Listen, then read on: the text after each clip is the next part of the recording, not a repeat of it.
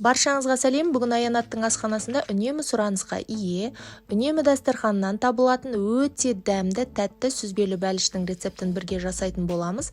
Дәл қазір видео рецепті соңына дейін қарап, немесе өзіңізге сақтап алу үшін каналға тіркеліп, жанындағы қоңырауша белгісін басуды ұмытпаңыз.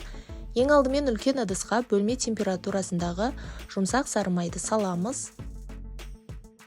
Шекер қосамыз. Жақсылап шанышқының көмегімен араластырсаңыздар болады. Мен блендердің көмегімен араластырамын. Блендердің көмегімен бір араластырып алдым. Енді шанышқымен де аздап араластырамын. Бір жұмыртқа қосамын. Толық рецепті төменге жазып қалдыратын боламын. Нақты рецепте көрсетілген өлшем бойынша жасаңыздар. Енді мына жерде менде ұн електен өткізілген, ұнға қамыр қопсытқыш, яғни разрыхлительді саламын. Сары майлы массамызға ұнды саламыз. Қолмен жақсылап қамыр илейміз. Көрсетілген мөлшерден артық ұн қоспағандарыңыз абзал, себебі көп ұн қосатын болсаңыздар, қамыр бізде тығыз болып қалады. Сондықтан мінекей осындай бізде үгітілмелі қамыр болу керек. Енді қамырды бір шетке алып қоямыз. Келесі кезекте салмасын дайындаймыз. Үлкен ыдысқа сүзбе, яғни творог салып қойдым. Менде байқасаңыздар түйіршіктелген сүзбе түрі. Сіздер қаласаңыздар творожная масса қолдансаңыздар да болады. Қаймақты қосамыз. Қаймақтың майлылығы маңызды емес, өздеріңізге ұнайтын, не болмаса бар қаймақты қоссаңыздар болады. Шекер саламыз.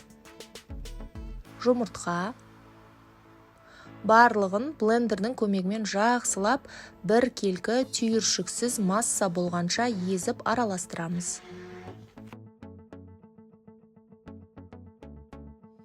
Міне біздің массамыз дайын болды. Қараңыздар, осындай бір келкі жұмсақ масса жасаймыз. Пергамент қағазы төселген, диаметрі 24 см форма менде. Осындай разъемная форманы қолданам. Сіздер қаласаңыздар силикон формаға да жасасаңыздар болады. Форманың ішіне қамырды саламыз. Қамырмен осы форманың ішіне былай айтқанда форма жасаймыз.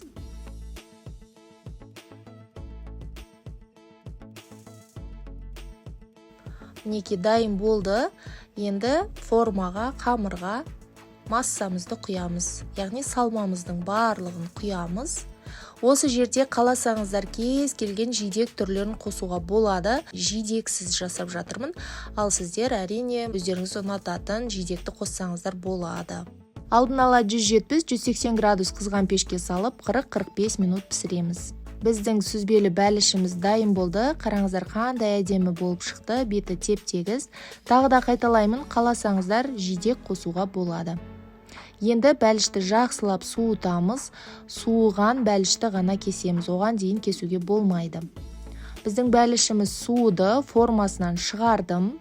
Енді шайға ұсынсаңыздар болады. Өте дәмді, тәтті болып шығады. Бұл оригинал рецепт, сондықтан қорықпастан жасай беріңіздер. Бастысы төменде көрсетілген мөлшер бойынша жасасаңыздар болғаны.